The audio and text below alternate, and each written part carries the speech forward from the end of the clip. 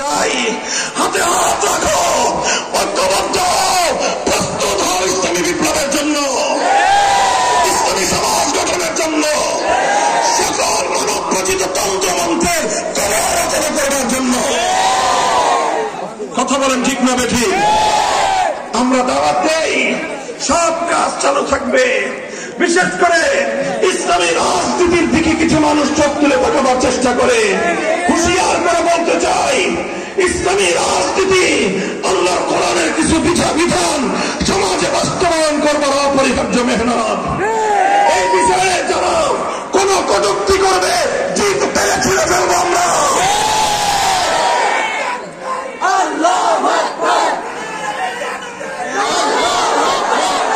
এই প্রস্তুত আছেন আপনারা?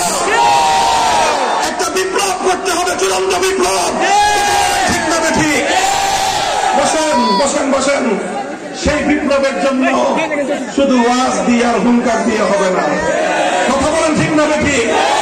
বিপ্লবের জন্য সর্বপ্রথম ঘাম ঝরানো পরিশ্রম করতে হবে। উম্মতের ময়দানে পরিশ্রম করবেন, মেহনত করবেন। এরপরে শুধু মেহনত দিয়ে সফলতা আসবে না। রাতের অন্ধকার আল্লাহ দরবারে সিজদায় লুটিয়ে পড়ে চোখের অশ্রু নজরানা দিতে হবে। দিব তো ইনশাআল্লাহ।